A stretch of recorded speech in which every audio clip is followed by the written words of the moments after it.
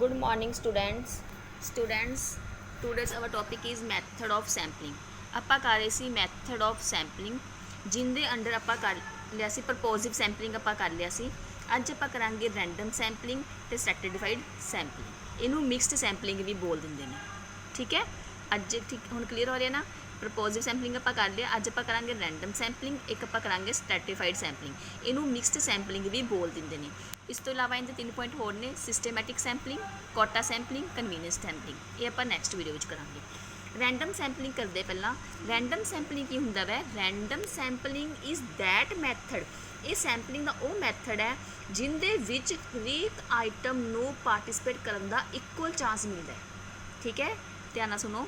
ਜੇ random sampling ਕੀ ਹੁੰਦਾ? ਇੱਕ ਇਸ ਤਰ੍ਹਾਂ ਦਾ ਸੈਂਪਲਿੰਗ ਜਿਹਦੇ ਵਿੱਚ ਹਰੇਕ ਜਿਹੜੀ ਵੀ ਪਾਪੂਲੇਸ਼ਨ ਦਾ ਜਿੰਨਾ ਵੀ ਸਾਈਜ਼ ਹੈ ਉਹਦੇ ਅੰਡਰ ਜਿੰਨੇ ਵੀ ਆਈਟਮਸ ਨੇ ਸਭ ਨੂੰ ਇਕੁਅਲ ਚਾਂਸ ਮਿਲਦਾ ਹੈ ਪਾਰਟਿਸਿਪੇਟ ਕਰਨ ਦਾ। ਕੋਈ ਵੀ ਪਾਰਟਿਸਿਪੇਟ ਕਰ ਸਕਦਾ ਹੈ, ਕਿਸੇ ਦੀ ਵੀ ਸਿਲੈਕਸ਼ਨ ਹੋ ਸਕਦੀ ਹੈ। ਦੇਖੋ, ਜਿਸ ਤੋਂ ਪਹਿਲਾਂ ਜਿਹੜਾ ਆਪਾਂ ਪ੍ਰਪੋਜ਼ਿਵ ਸੈਂਪਲਿੰਗ ਕੀਤਾ ਸੀ ਉਹਦੇ ਵਿੱਚ ਆਪਾਂ ਕਿਹਾ ਸੀਗਾ ਕਿ ਇਨਵੈਸਟੀਗੇਟਰ ਦੀ ਖੁਦ ਦੀ ਮਰਜ਼ੀ ਹੈ ਕਿ ਉਹ ਸੈਂਪਲ ਦੇ ਤੌਰ 'ਤੇ ਜਿਹਨੂੰ ਮਰਜ਼ੀ ਸਿਲੈਕਟ ਕਰ ਲੇ। ਇਹੀ ਕੀਤਾ ਸੀ ਨਾ ਪ੍ਰਪੋਜ਼ਿਵ ਸੈਂਪਲਿੰਗ ਦੇ ਵਿੱਚ ਕਿ ਉਹ ਕਿਸੇ ਨੂੰ ਵੀ ਸਿਲੈਕਟ ਕਰ ਸਕਦਾ ਹੈ। ਹੁਣ ਰੈਂਡਮ ਸੈਂਪਲਿੰਗ ਉਹਦੇ ਤੋਂ ਓਪੋਜ਼ਿਟ ਹੋ ਗਿਆ। ਇਹਦੇ ਵਿੱਚ ਕੀ ਹੈ ਕਿ ਸਭ ਨੂੰ ਇਕੁਅਲ ਚਾਂਸ ਮਿਲੇਗਾ ਪਾਰਟਿਸਿਪੇਟ ਕਰਨ ਦਾ। ਇਹ ਲੱਕ ਹੈ ਕਿ ਕਿਹਦੀ ਸਿਲੈਕਸ਼ਨ ਹੁੰਦੀ ਹੈ ਕਿਹਦੀ ਨਹੀਂ। ਕਿਵੇਂ? Lottery method. ਠੀਕ ਹੈ, ਟੇਬਲ ਆਫ ਰੈਂਡਮ ਨੰਬਰ। ਆਪਾਂ ਸਿਰਫ ਇਹਦੇ ਅੰਡਰ ਇੱਕ ਹੀ ਪੁਆਇੰਟ ਕਰਾਂਗੇ, ਲੋਟਰੀ ਮੈਥਡ। ਠੀਕ ਹੈ, ਆਹ ਟੇਬਲ ਆਫ ਰੈਂਡਮ ਨੰਬਰ ਛੱਡ ਦਿਓ। ਰੈਂਡਮ ਮੀਨਿੰਗ ਦੇਖੋ, ਲੋਟਰੀ ਮੈਥਡ ਕਿਵੇਂ? ਹੁਣ ਲੋਟਰੀ ਲੱਕ ਹੁੰਦੀ ਹੈ ਨਾ, ਜਦੋਂ ਲੋਟਰੀ ਪੈਂਦੀ ਹੈ ਹੁਣ ਕਿਸੇ ਦੀ ਵੀ ਲੱਗ ਸਕਦੀ ਹੈ, ਆਪਾਂ ਸਾਰੇ ਪਾਉਂਦੇ ਹਾਂ ਨਾ, ਲੋਟਰੀ ਲੱਗੀ ਹੈ ਅਤੇ ਉਹਦੇ 'ਚ 100 ਪਰਚੀਆਂ ਨੇ, 100 ਸਲਿੱਪ ਸਾਰੇ ਜਣੇ ਲੈ ਗਏ। ਲੇਕਿਨ ਸਿਲੈਕਟ ਕਿਹਨੂੰ ਕਰਨਾ ਹੈ? ਸਿਰਫ ਇੱਕ ਪਰਸਨ ਦੀ ਲੋਟਰੀ ਲੱਗੇਗੀ। ਹੁਣ ਜਦੋਂ ਬਾਉਲ ਦੇ ਵਿੱਚ ਆਪਾਂ 100 ਪਰਚੀਆਂ ਪਾਈਆਂ ਸਭ ਦੇ ਨਾਮ ਲਿਖ ਕੇ, ਹੁਣ ਸਭ ਦਾ ਚਾਂਸ ਹੈ, ਸਭ ਨੂੰ ਇਕੁਅਲ ਚਾਂਸ ਮਿਲ ਗਿਆ ਨਾ। ਕਿਸੇ ਦੀ ਵੀ ਸਿਲੈਕਸ਼ਨ ਹੋ ਸਕਦੀ ਹੈ, ਕੋਈ ਵੀ ਸਿਲੈਕਟ ਹੋ ਸਕਦਾ, ਕਿਸੇ ਦੀ ਵੀ ਲੋਟਰੀ ਲੱਗ ਸਕਦੀ ਹੈ। ਲੇਕਿਨ ਫਿਰ ਜਦੋਂ ਆਪਾਂ ਇੱਕ ਪਰਚੀ ਚੱਕ ਲਾਂਗੇ, ਜਿੰਦਾ ਨੰਬਰ ਲੱਗ ਗਿਆ, ਜਿਹੜਾ ਰਹਿ ਗਿਆ। ਐਂ ਹੁੰਦਾ ਨਾ, ਉਹ ਹੁੰਦਾ ਰੈਂਡਮ ਸੈਂਪਲਿੰਗ। ਯਾਨੀ ਕਿ ਜਦੋਂ ਤੱਕ ਹਜੇ ਸਿਲੈਕਸ਼ਨ ਨਹੀਂ ਕੀਤੀ ਸੀ ਉਦੋਂ ਤੱਕ ਤਾਂ ਸਭ ਦਾ ਚਾਂਸ ਸੀਗਾ, ਕਿਸੇ ਦੀ ਵੀ ਲੱਗ ਸਕਦੀ ਹੈ। ਆਪਾਂ ਨੂੰ ਹੁੰਦੀ ਨਾ ਉਮੀਦ, ਆਪਾਂ ਕਹਿੰਦੇ ਹਾਂ ਮੇਰੀ ਲੋਟਰੀ ਲੱਗ ਜੇ, ਮੇਰੀ ਲੱਗ ਜੇ। ਇਸ ਤਰ੍ਹਾਂ ਸਭ ਦੇ ਚਾਂਸ ਹੁੰਦੇ ਨੇ। ਇਸ ਤਰ੍ਹਾਂ ਇਹ ਹੁੰਦੀ ਰੈਂਡਮ ਸੈਂਪਲਿੰਗ। ਇਸ ਤਰ੍ਹਾਂ ਹੀ ਕਲਾਸ ਦੇ ਵਿੱਚ ਹੁੰਦਾ ਵੈ। ਸਪੋਜ਼ ਆਪਾਂ ਤੁਸੀਂ ਕੋਈ ਹੋਰ ਐਗਜ਼ਾਮਪਲ ਵੀ ਲਿਖ ਸਕਦੇ ਹੋ।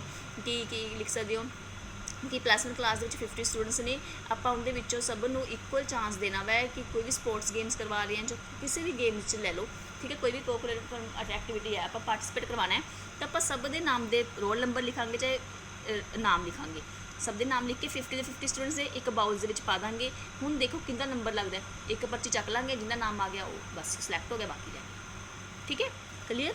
Random sampling is that method sampling in which each and every item of the universe has equal chance of being selected in the sample। ਜਿਹਨੂੰ ਸੈਂਪਲ ਦੇ ਵਿੱਚ ਕੀ ਹੈ ਪਾਰਟਿਸਿਪੇਟ ਕਰਨ ਦਾ, ਸਿਲੈਕਟ ਹੋਣ ਦਾ ਇਕੁਅਲ ਚਾਂਸ ਮਿਲਦਾ ਹੈ। ਇਨ other words there is no equal probability for every item of the universe being selected in the sample।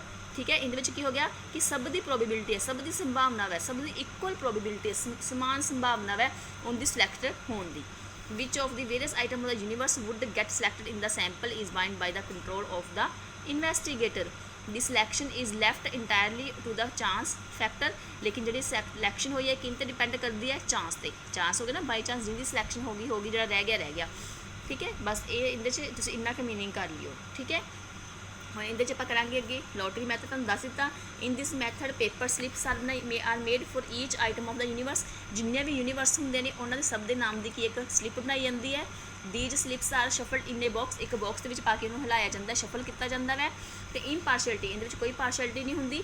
Sum of the slips are drawn to from a sample of the universe. ਅਤੇ ਆਪਾਂ ਨੂੰ ਜਿੰਨਾ ਵੀ ਆਪਾਂ ਨੂੰ sample ਚਾਹੀਦਾ ਵਾ ਆਪਣੇ survey ਦੇ ਲਈ, ਜੇ ਆਪਾਂ ਨੂੰ 1% ਚਾਹੀਦਾ, 2% ਚਾਹੀਦੇ, ਜਿੰਨੇ ਵੀ ਸਲਿੱਪਸ ਚਾਹੀਦੇ ਨੇ ਉਨੀ ਆਪਾਂ ਕੀ ਹੈ ਸਿਲੈਕਟ ਕਰ ਲੈਂਦੇ ਹਾਂ। ਜੇ ਫਸਟ ਸੈਕਿੰਡ ਥਰਡ ਆਪਾਂ ਲੋਟਰੀ 3 ਕੱਢਣੀ ਹੈ, 3 ਪਰਚੇ ਕੱਢ ਲਾਂਗੇ, 4 ਚਾਹੀਦੇ 4 ਕੱਢ ਲਾਂਗੇ। ਠੀਕ ਹੈ, ਅੱਗੇ ਇਹਨਾਂ ਦੇ ਆਗੇ merits. This method is free from personal ਬਾਇਸ of the investigator. ਇਹਦੇ ਵਿੱਚ ਕਿਸੇ ਵੀ ਪੱਖਪਾਤ ਦੀ ਸੰਭਾਵਨਾ ਨਹੀਂ ਹੁੰਦੀ, ਸਭ ਨੂੰ ਇਕੁਅਲ ਚਾਂਸ ਦਿੱਤਾ ਜਾਂਦਾ ਵੈ, ਕਿਉਂਕਿ ਪਰਚੇ ਦੇ ਵਿੱਚ ਕੋਈ ਪਾਰਸ਼ੈਲਿਟੀ ਦੀ ਸੰਭਾਵਨਾ ਹੁੰਦੀ ਵੀ ਨਹੀਂ। Each and every item of the universe stand equal chance. ਸਭ ਨੂੰ ਇਕੁਅਲ ਚਾਂਸ ਮਿਲਦਾ ਸਿਲੈਕਟ ਹੋਣ ਦਾ। ਦੀ ਯੂਨੀਵਰਸ ਗੈਟ ਫੇਅਰਲੀ ਰਿਪਰੈਜ਼ੈਂਟ ਬਾਈ ਦਾ ਸੈਂਪਲ। ਇਹ ਜਿਹੜਾ ਯੂਨੀਵਰਸ ਹੈ ਕੀ ਹੈ ਕਿ ਸੈਂਪਲ ਦਾ ਜਿਹੜਾ ਹੁੰਦਾ ਫੇਅਰਲੀ ਰਿਪਰੈਜ਼ੈਂਟ ਕੀਤਾ ਜਾਂਦਾ ਵੈ। This is very simple. ਇਹ ਕੀ ਹੈ ਵੈਰੀ ਈਜ਼ੀ ਮੈਥਡ ਹੈ। ਇਹਦੇ ਡਿਮੈਰਿਟਸ ਕੀ ਹੋ ਗਏ? ਡਿਮੈਰਿਟਸ ਦੇਖੋ, ਤੁਸੀਂ ਆਪ ਸੋਚੋ ਪਹਿਲਾਂ। ਇਹਦਾ ਡੀਮੈਰਿਟਸ ਕੀ ਹੋ ਸਕਦਾ ਜਦੋਂ ਆਪਾਂ ਲੋਟਰੀ ਮੈਥਡ ਪਾਉਂਦੇ ਹਾਂ। ਸਪੋਜ਼ ਕਈ ਵਾਰ ਹੁੰਦਾ ਕਿ ਜਿਹੜੀ ਆਈਟਮ ਨੂੰ ਆਪਾਂ ਇੰਕਲੂਡ ਕਰਨਾ ਸੀਗਾ ਆਪਣੇ ਸਰਵੇ ਦੇ ਅਕੋਰਡਿੰਗ, ਜਿਹੜੀ ਜ਼ਰੂਰੀ ਸੀ, ਇੰਪੋਰਟੈਂਟ ਸੀਗੀ, ਉਹ ਰਹਿ ਹੀ ਜਾਵੇ, ਉਹਦੀ ਸਿਲੈਕਸ਼ਨ ਹੀ ਨਾ ਹੋਵੇ। ਹੁਣ ਕਲਾਸ ਦੇ ਵਿੱਚ ਆਪਾਂ ਪਹਿਲੇ ਕਿਹਾ ਸੀ, ਸਪੋਜ਼ ਆਪਾਂ ਕਲਾਸ ਵਿੱਚ ਸਪੋਰਟ ਮੀਟਸ ਵਾਸਤੇ ਸਟੂਡੈਂਟ ਸਿਲੈਕਟ ਕਰਨੇ ਆ, ਆਪਾਂ ਸਲਿੱਪਸ ਪਾ ਲਈਆਂ ਕਿਉਂਕਿ ਸਾਰੇ ਕਹਿ ਰਹੇ ਮੈਂ ਵੀ ਪਾਰਟੀਸਪੇਟ ਕਰਨਾ, ਮੈਂ ਵੀ ਪਾਰਟੀਸਪੇਟ ਕਰਨਾ। ਹੋ ਸਕਦਾ ਕਿ ਜਿਹੜਾ ਸਪੋਰਟਸ ਦੇ ਵਿੱਚ ਵਧੀਆ ਬੱਚਾ ਸੀ ਉਹਦੀ ਤਾਂ ਸਲਿੱਪ ਆਈ ਹੋਈ ਨਹੀਂ, ਉਹ ਤਾਂ ਰਹਿ ਹੀ ਗਿਆ। ਵਧੀਆ ਬੱਚੇ ਹੋ ਸਕਦਾ ਰਹਿ ਹੀ ਗਏ ਹੁਣ, ਜਿਹੜੇ ਬੱਚੇ ਆਪਾਂ ਸਿਲੈਕਟ ਕਰ ਲਏ 5 ਬੱਚੇ ਸਪੋਰਟਸ ਵਾਸਤੇ, ਉਹ ਵਧੀਆ ਹੋਣ ਹੀ ਨਾ, ਤੇ ਜਿਹੜੇ ਵਧੀਆ ਬੱਚੇ ਸੀ ਉਹ ਕੀ ਹੈ, ਰਹਿ ਗਏ। ਹੁਣ ਸਭ ਤੋਂ ਵੱਡਾ ਡੀਮੈਰਿਟਸ ਇਹਦਾ ਇਹ ਵਾਲਾ ਹੈ। This method does not guarantee proportionate represent of different item in the universe. ठीक है ना, कि ये मैथड की इस चीज़ की गारंटी नहीं दिंदा कि जोड़े भी यूनीवर्स से असी आइटम सिलेक्ट किए हैं वो सब की है रिप्रेजेंट करनगियां। Random sampling does not give weightage of certain importance item on the universe. Random sample के नाल की हुंदा है कि जो इंपॉर्टेंस आइटम्स है उन्होंने इंपॉर्टेंस नहीं दी जाती, कई बार इंपॉर्टेंस आइटम्स की है रह जाते हैं। आ गया ना, that does not give weightage to certain important items, जो इंपॉर्टेंट आइटम्स ने उन्होंने की है बराबर वेटेज, मतलब जी इंपॉर्टेंस मिलनी चाहिए सी वो नहीं मिलती। क्लीयर। अगे रैंडम सैंपलिंग तो प्रपोजिव सैंपलिंग आप दोवें कर ले, दोवां दे विच फर्क की है तो इहदे च क्या आ जाऊगा, random sampling is according with the rules, ये रूल्स के अकॉर्डिंग हुंदा वै। प्रपोजिव सैंपलिंग तो इन्वेस्टिगेटर ने खुद सिलेक्ट कर लिया, इहदे च किसी तरह के कोई रूल्स नहीं होंगे। रैंडम सैंपलिंग के सब नूं इक्वल चांस मिलता है सिलेक्शन होने का, लेकिन इहदे विच की सीगा प्रपोजिव सैंपलिंग के सब नूं इक्वल चांस नहीं मिलता सीगा पार्टिसिपेट करने का। ठीक है, चलो अगे की आ गया स्ट्रैटिफाइड और मिक्सड सैंपलिंग। मिक्सड सैंपलिंग तो की आ जाऊगा, मिक्स सैंपलिंग मतलब जो रैंडम सैंपलिंग तो प्रपोजिव सैंपलिंग दोवां दा मिक्स हुंदा वै।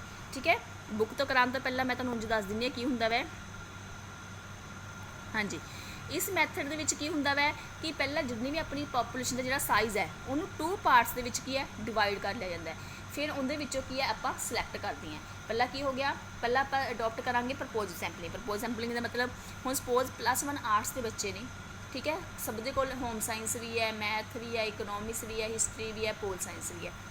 ठीक है, सबजैक्ट होंगे ने अलग अलग आर्ट्स के विच कॉम्पलीकेटेड हो जाएगा। चलो आपां ये लैके चलते हैं कि आपां की है होम साइंस ते मैथ, ठीक है, 2 सबजैक्ट ने +1 आर्ट्स के विचों अपनों तो आप दोवां दे विचों सिलेक्ट करना है। तो आप की करांगे कि क्लास के 10 बच्चे ने, होम साइंस के बच्चे अलग पासे कर देंगे तो मैथ के बच्चों की है अलग ग्रुप बना लेंगे, 2 कैटागरियां बना लेंगे। ठीक है, फिर आप की करांगे अपनों अपने सैंपल के लिए 5 बच्चे चाहिए ने, 3 बच्चे आप होम साइंस के लै लेंगे, 2 बच्चे आप की लै लेंगे मैथ के लै लेंगे।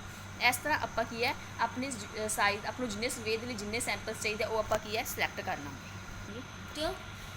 ठीक है, तुहाडी की हो सकता है हुण +1 के देखो साइंस के बच्चे भी है, कॉमर्स के भी है, आर्ट्स के भी है, आपको अपने सैंपल के लिए +1 के 5 बच्चे चाहिए हैं। हुण ये तो है नहीं कि 5 बच्चे कॉमर्स के लै लेंगे या 5 बच्चे आर्ट्स के लै लेंगे या 5 बच्चे साइंस के लै लेंगे। तो आप की करांगे कि सारी +1 क्लास में इकट्ठे पढ़ाना भी मुश्किल हो जाएगा, तो आप 3 ग्रुप बना लेंगे हैं, कॉमर्स, आर्ट्स तो साइंस। आपको अपने सैंपल के जिन्ने बच्चे चाहिए ने आप 2 बच्चे कॉमर्स के लै ले, 2 बच्चे आर्ट्स के लै ले, 2 बच्चे कि लै लेंगे साइंस के लै लेंगे। ठीक है, तो उनके अकॉर्डिंग आप सैंपल चूज कर लेंगे। इनू बोलते हैं मिक्स सैंपलिंग। जो आप किसी भी पॉपूलेशन को आप कैटागरी के डिवाइड करते हैं तो वह की हो गया प्रपोजिव सैंपलिंग। उस तो बाद आप बच्चे की सिलेक्ट कर लेंगे हैं, वो की हो जाती है रैंडम सैंपलिंग। ठीक है, हुण देखो क्लास +1 के की हो गया 30 स्टूडेंट, इन्होंने हुण देखो एग्जाम्पल की दी है बुक से कि 30 have study mathematic, 20 have study home science in their class 10th class 20 बच्चे होम साइंस पढ़ रहे हैं, 30 बच्चे की पढ़ रहे हैं मैथ पढ़ रहे हैं। टोटल पॉपूलेशन कितनी होगी 50 होगी, 30 ते 20 50 बच्चे हो गए, 50 स्टूडेंट्स हो गए।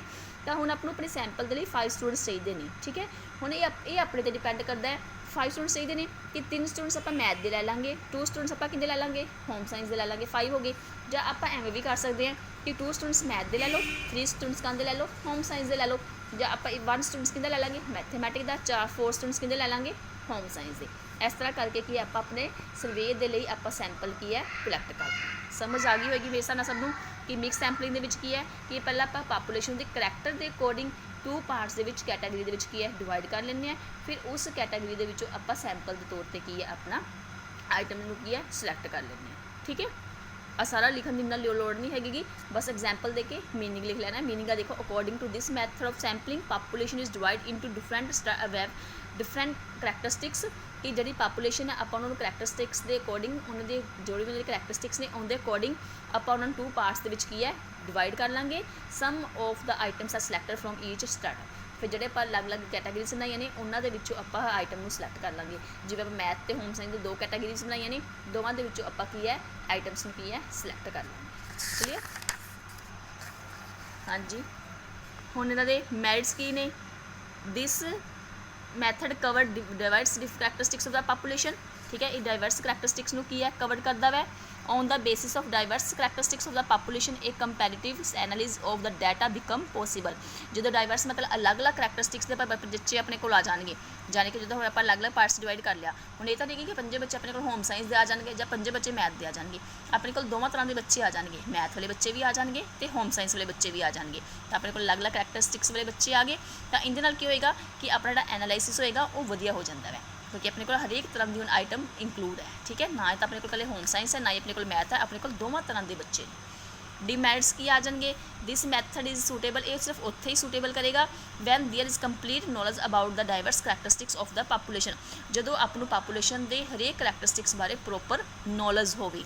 There is possibility of bias, इन पक्षपात की संभावना की है ज़्यादा होंगी है, क्योंकि जो आप कैटेगरी डिवाइड कर लाँगे उस तो बाद जो आप सैंपल के तौर पर बच्चे चूज करांगे तो हो सकता है कि उन्हें आप कर लिए पार्शैलिटी कर लिए।